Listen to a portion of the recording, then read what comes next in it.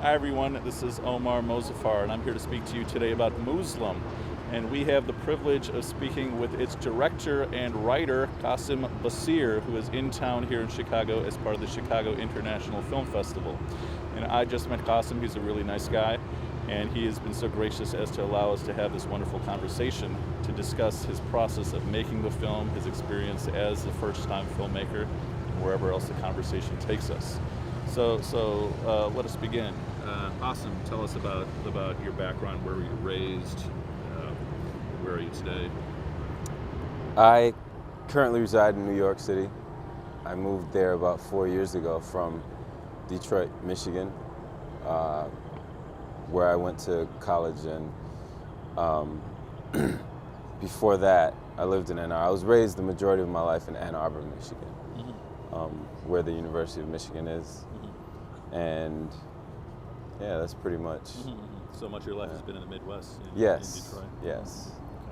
Very nice. Now, what brought you into just making movies in general? Is this a passion you've had since childhood, or something you discovered as an adult? What do you think? I have been making movies since I was 16. I took one class in high school, and it piqued my interest, and I began making movies for a hobby. After that, never thought it was something I could actually do for a living. And in the year 2002, I was in a car accident in which I flew through a windshield at like 70 miles per hour and flew about 40 feet and almost didn't make it. Lying in the hospital bed, after you're going through something like that, you kind of consider your life and what you've done and how you will be remembered and all these things, many other things. And for me, I wanted to have, in the event that I did not make it, or in the event that I did, which I did, I wanted to leave a mark, and I wanted to say something important, so I made a decision. It wasn't right away. I obviously had to go through some things, some personal things, before I reached that decision, but I made a decision to do what I loved and try to make a difference while doing so. And so I began taking film seriously. And all those doubts I had about it actually being a viable career just kind of went away. And so I mean, I was studying to be a lawyer. I was in pre-law, and I have a degree in criminal justice now. So yeah. And the people who are watching this are people who are very serious film lovers. What is it that attracts you to movies? What do movies give you? How would you answer that? God, there's so much. I just remember times leaving out of theaters and being presented with certain ideas that really stuck with me and opened my mind and my eyes about certain things that I maybe would have never been exposed to. That is such a powerful thing, to be able to have that ability to potentially open people's eyes about something that they're unfamiliar to. And that's my whole goal here, because that's what it's done for me.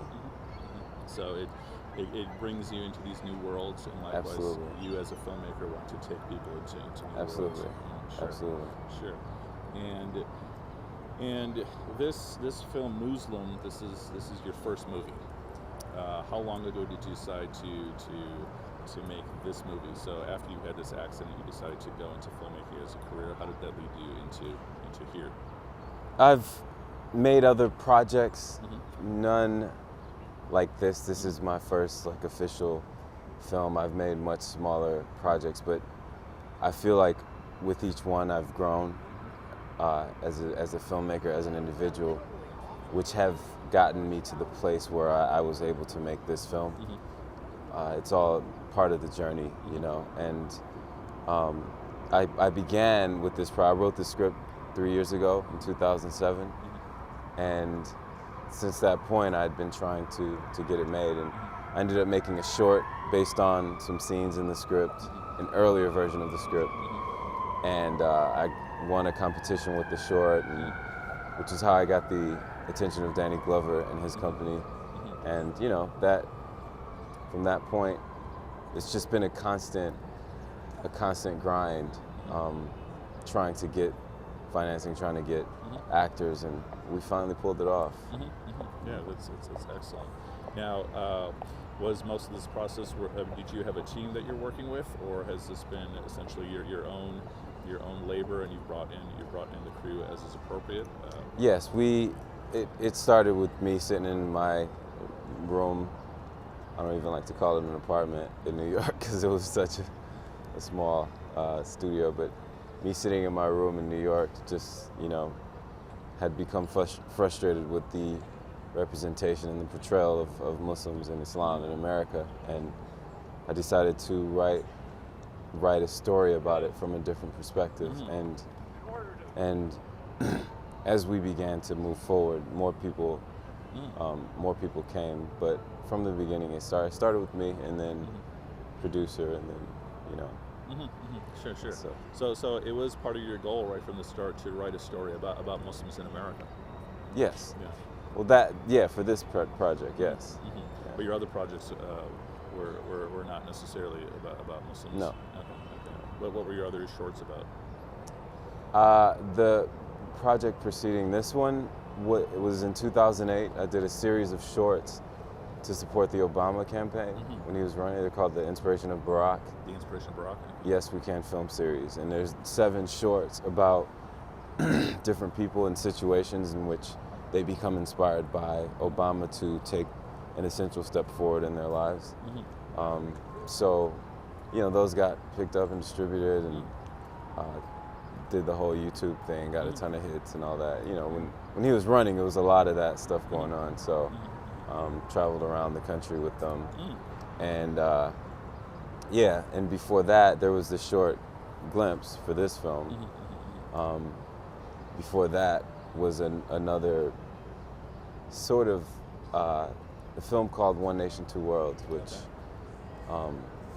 kind of did the college circuit with, and spoke at various universities about race issues and diversity and stuff like that. So you had this film about being Muslim in America. You had films in the past about race and consciousness. How does, in another film about the way President Obama in particular inspires people? So it seems that this recurring thread in your films is this socially conscious thread. Absolutely. I don't. That's half of the reason I'm in this business, because I sort of made that agreement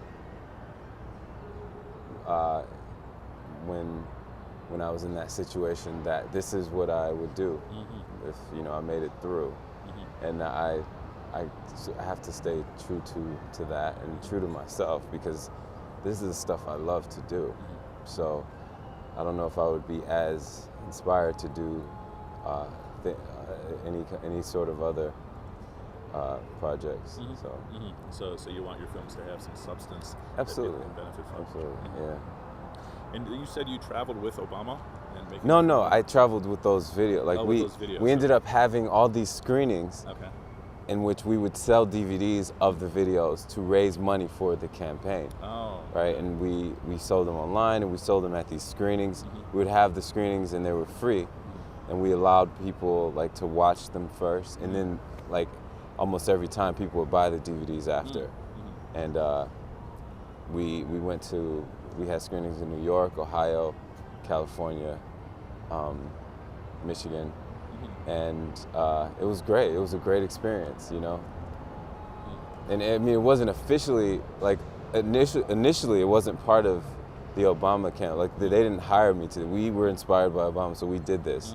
We made 3, and then from there we started getting a lot of attention, so we made more and decided to do this, the Yes We Can tour, and it was a great experience. And later on we were recognized by the campaign, and it became one of wherever we were, we would work with the campaign office there for the screening and stuff like that. So it became intertwined.